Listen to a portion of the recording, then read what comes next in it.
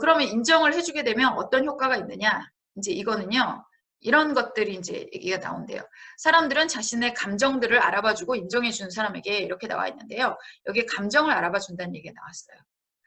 그러니까 우리나라 사람들이 그 어떤 상대방의 감정을 느끼면요, 감정을 못 느끼게 이렇게 하는 게 약간 습관이 이제 된 게 있어요. 그러니까 이를테면 그런 거죠. 아, 나 그래서 기분 나빴어. 그럼, 야, 그런 게 기분 나쁘면 이 일을 어떻게 하냐? 그럼 때려쳐야지. 뭐 이런 식인 거죠. 그러니까 고객이 와가지고, 뭐 여기서 말도 안 되는 욕을 하면서 막 모욕을 하고 막 그래도 그런 것들에 대해서 이 받아들이는 서비스 제공자가 너무 막 자기가 슬프고 막 이렇게 했어도 이거를 회사 입장에서는 이 사람의 그 감정을 받아주지 않습니다. 그건 네가 여기서 월급 받는 사람이니까 당연히 감당을 해야 되는 거야. 라고 얘기를 하는 거죠. 그리고 그 사람이 그렇게 말하는데 기분 나쁘면 안 돼. 너는 서비스를 제공하는 사람이기 때문에 기분 나쁘면 안 돼. 이제 이런 식으로 완전히 차단을 해버리는 거거든요. 이게 되게 문화적인 건데 어릴 때도 아이들한테도 그래요. 애들이 울잖아요. 그럼 제일 먼저 어른들이 무슨 얘기 하죠? 애가 막 울어요. 그러면 울지 마. 예, 울고 싶어서 우는 사람이 얼마나 되겠어요. 눈물이 나오는 건데 울지 마. 뚝뚝뚝. 감정을 드러내고 그거를 표출하는 거에 대해서 굉장히 그걸 터부시하고 하지 못하게 합니다. 그러다 보니까 감정을 느끼는 것 자체도 이제 내가 이게 옳은 감정인가 아닌가 그런 것들을 생각하게 돼요. 그래서 내가 어떤 감정을 느낀다라고 하면 그것을 그냥 있는 그대로 인정을 해주는 것이 그러니까 굉장히 내가 마음이 놓이게 돼요. 그래서 제가 거기서 그렇게 되는 게 기분이 나쁜 거예요. 아, 당연히 기분이 나쁘죠. 그 아무리 상사도 그렇게 하면 안 되죠. 이렇게 하면서 그 사람의 감정을 알아봐 주는 게 굉장히 중요합니다. 그래서 그거를 알아봐주고 그것을 인정해주고 당연히 그런 상태에서 그렇지. 야, 그런 집에서 크면 이럴 때 당연히 그 힘들어요. 근데 이 정도까지 하신 것만으로도 굉장히 그러니까 훌륭하게 잘 큰 거예요. 아유, 그런 환경에서 커가지고 더 나쁘게 된 사람도 많은데 정말 많은 노력을 하셨겠어요. 이런 식으로 그 사람의 노력을 좀 인정해주고 감정을 인정해주고 여러 가지 있는 거를 있는 그대로 받아들여주라는 거죠. 그렇게 되면 어떤 결과가 나오냐? 이거를 연구를 했습니다. 연구 결과예요. 첫 번째, 더 마음을 열고 더 귀담아 들으며 더 신뢰하고 더 시간을 보내려고 한대요. 이 얘기는 뭐냐? 그러니까 상대방이 내가 그런 느낌을 갖는 거에 대해서 오케이 인정. 아유 그럼 그럴 때 속상하지. 이걸 인정을 딱 해줘 버리면 아, 내가 저 사람한테 마음을 열고 저 사람이 하는 얘기는 조금 더 내가 귀담아 들어야 되겠다고 생각하고 저 사람을 이제 믿게 되고 그 사람이 하는 말을 더 믿게 되고 해서 그 사람이 어떻게 하라 그러면 내가 그걸 해야겠다라는 생각을 하게 되고 가장 중요한 더 시간을 보내려고 한다는 거죠. 제가 어디 가서 이제 코칭 이런 강의를 이렇게 해요. 그러면 이제 거기에 그 코칭 교육 조금 받으시고 뭐 이런 컨설턴트나 이런 걸로 활동하시는 분들이 이제 계신데 그분 중에 어떤 분이 그런 얘기를 하시더라고요. 나는 사람들이 한 번 오면 그다음부터 안 와. 이렇게 얘기를 하시는 거예요. 그러니까 무료 코칭을 이제 제공을 하는데 사람들이 한 번만 코칭 받고 다음에 안 온대요. 그럼 내가 첫 번째 코칭을 너무 완벽하게 했나 이제 이렇게 얘기를 한대요. 이게 뭐냐? 인정하기가 안 된 거예요. 그러니까 그 사람이랑 더 아무리 공짜라 그래도 더 시간을 보내고 싶지 않은 거예요. 그러니까 안 오는 겁니다. 네. 손님이 안 오시는 거예요. 그래서 인정하기를 잘 해주면 그 사람이 다음에는 여기를 찾아오려고 그래요. 그래서 저 사람이 뚜렷한 솔루션을 주지 않고 뭐 그랬다고 하더라도 저 사람이 나를 인정을 해주고 내 긍정적인 면을 봐주고 그거에 대해서 계속적으로 얘기를 해준다? 그러면 더 많은 시간을 보내서 이제 오고 싶어 합니다. 그리고 이제 방어를 감소시킨다. 이제 이렇게 얘기를 해요. 이 얘기 뭐냐면 핑계를 덜 댄다는 얘기죠. 예.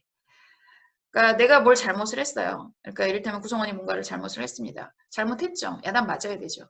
그런데 거기서 그러니까 내가 막 야단을 쳐요. 일이 그르쳐져가지고 실패해서 내가 열 받아요. 뚜껑 열렸어요.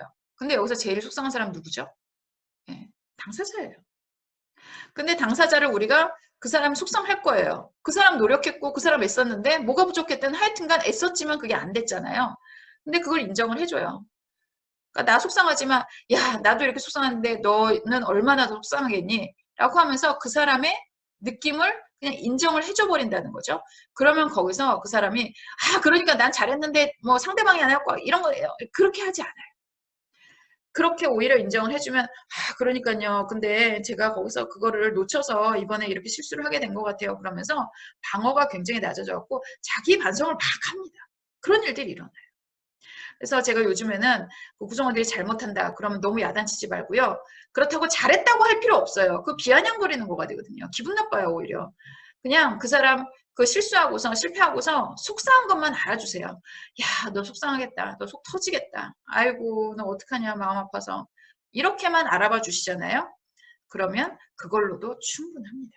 예. 그래서 방어를 감소시켜서 핑계를 덜 대게 되고 자기를 돌아보게 돼요.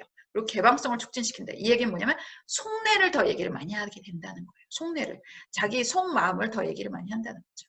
그래서 내가 이런 감정을 갖고 있는 것, 이제 그리고 나의 긍정적인 면을 봐준다. 그러면 거기서 개방성을 이제 촉진해서 자기 이제 안에 있는 어떤 갈등이라든가 이런 것들에 대해서 얘기를 한다는 거죠. 동기강화 면담에 보면 이 동기강화 면담이 이제 중독자들에 관한 얘기이기 때문에 책에 그런 얘기가 나와요.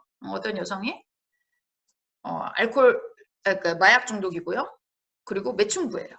그리고 아이를 키우고 있습니다. 이제 여러분들이 이 사람을 코칭을 해야 된다. 그래서 이 사람이 딱 앞에 있다. 그럼 여러분들 어떻게 하시겠습니까? 예. 해주고 싶은 말 너무 많죠. 너 인생 그렇게 살면 안 된다. 애한테 그 꼴이 뭐냐. 뭐 마약하다가 이렇게 죽을 수 있다. 저렇게 죽을 수 있다. 너 뭐 어쩌고 별별 얘기 해주고 싶은 얘기 되게 많을 거예요. 근데 이 동기강화 면담에서는요. 그런 얘기 하지 않아요. 앞에서 계속 얘기하잖아요. 그런 거 비난하기, 평가하기 이런 거 안 한다 그랬잖아요. 안 한다 그랬잖아요. 대신에 뭘 해주냐? 인정하게 해줍니다. 그럼 우리가 이 삶을 살고 있는 이 여성에 대해서 우리가 인정해 줄 수 있는 거 뭐가 있을까요? 인정하게 해줄 수 있는 거 뭐가 있을까요? 네. 뭐 여러 가지 잘못된 것만 보이지만 인정할 거를 찾자니 참 힘들 거예요. 근데 여기서 생각을 해보면 이 여성이 어떤 사람이에요? 굉장히 책임감 있고 모성애가 있는 여성이라는 거죠. 그런 사람이 그렇게 살아요? 물론 이제 그렇게 얘기를 하면 거기서도 그 클라이언트가 그렇게 얘기를 합니다. 아이고 선생님 정신 차리세요. 저는요 뭐 매춘부고요. 뭐 막 이런데 내가 무슨 아이고 애미가 그 정신 똑바로 박힌 애미면 이렇게 했어요. 선생님 저는 그런 뭐 완전히 뭐 그 완전 쓰레기예요. 막 이제 이런 식으로 얘기를 합니다. 그러면 거기서 인정하게 할 때도요. 근거를 가지고 인정을 해야 돼요. 그냥 당신 훌륭합니다. 뭐 대단합니다. 이렇게 얘기하는 거는 아무런 효과가 없습니다. 그냥 비아냥거리는 것 같고 놀리는 것 같아요. 더 기분만 나빠져요. 그렇기 때문에 거기서 근거를 대야 되는 거죠. 그러니까 이렇게 얘기를 할 수가 있죠. 아니에요, 선생님. 선생님 정말 책임감 있는 분이시고 정말 모성이 뛰어나신 엄마예요. 생각해보세요. 아이를 사실은 안 낳을 수도 있었잖아요. 근데 그 아이를 낳았잖아요. 그리고 아이를 어떻게 보면은 그 안 키우고 어디에 또 딴 데다가 뭐 보육원에 보내든지 그런 식으로 할 수 있는데 그 보내지 않고 그 데리고 키운다는 게 어딥니까? 그렇게 하는 거 쉽지 않아요. 그러니까 정말 모성애가 뛰어나지 않으면 그런 거 없이는 이거는 가능하지가 않아요. 그리고 그 아이에 대한 책임감이 있으니까 몸이라도 지금 이렇게 해서라도 지금 돈을 벌어서 아이를 이제 먹여 살리고 있는데 이게 정말 눈물겨운 어떤 모성애가 아니고 뭐겠습니까? 이제 이렇게 얘기를 해요. 그럼 이제 막 아니라고 부인을 하다가 점점 이제 그걸 나중에 예, 받아들이게 되죠. 예, 그러면 어떻게 돼요? 그래 알았어요. 그래 내가 모성애 있고 그 뭐 책임감 있는 엄마라고 칩시다. 예, 그럼 뭐부터 할까요? 뭐 직업부터 바꿀까요? 뭐 마약부터 끝날까요?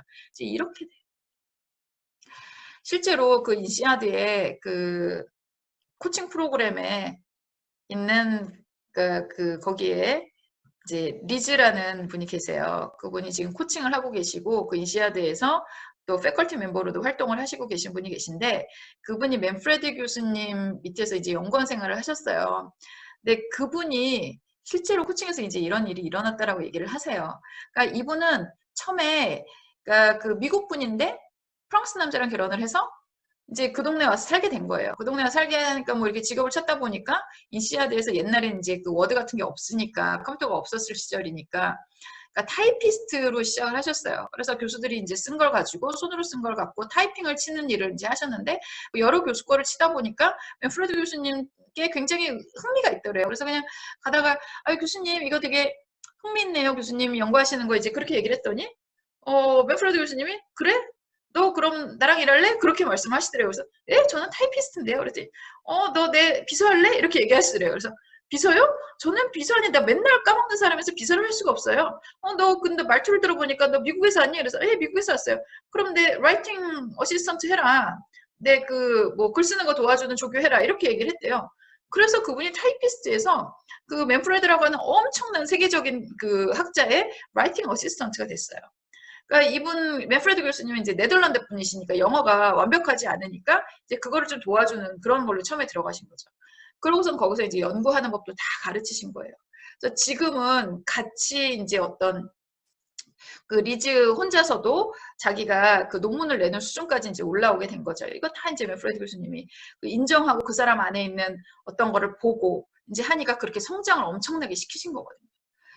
그러다가 이 코칭 프로그램을 운영을 하니까 리즈에게 너 그 코칭 프로그램 가서 들어라 라고 얘기했는데 리즈는 그게 너무 싫었대요. 굉장히 어떻게 보면은 인트로버트한 사람이죠. 어디 나가 사람들을 만나거나 뭐를 하거나 이런 것들을 좋아하지 않는 사람이래요.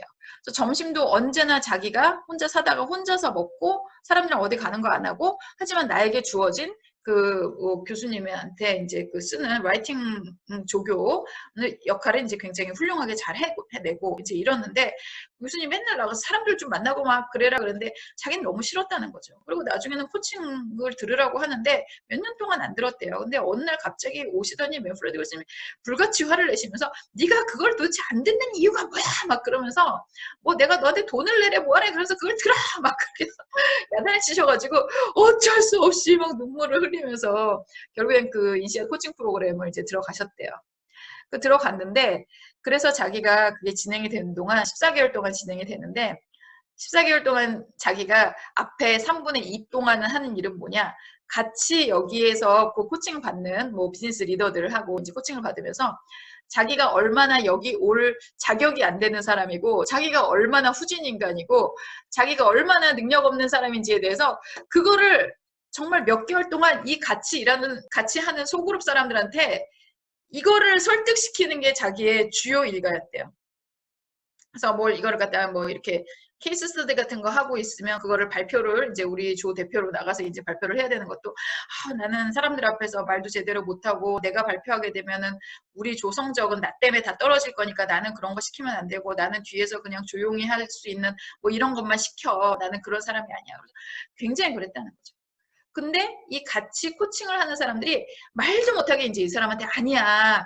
너는 목소리도 좋고 뭐 똑똑하고 스마트하고 우리가 이런 걸 얘기하면 너도 이렇게 얘기를 하는 걸 보니까 네가 앞에서 발표를 하면 사람들이 질문을 하면 너는 훨씬 더 멋있게 대답을 해줄 수가 있고 막 이런 얘기를 해갖고 진짜 그 기간 동안에 이 같이 한 사람들이 엄청나게 인정하기를 많이 해준 거예요.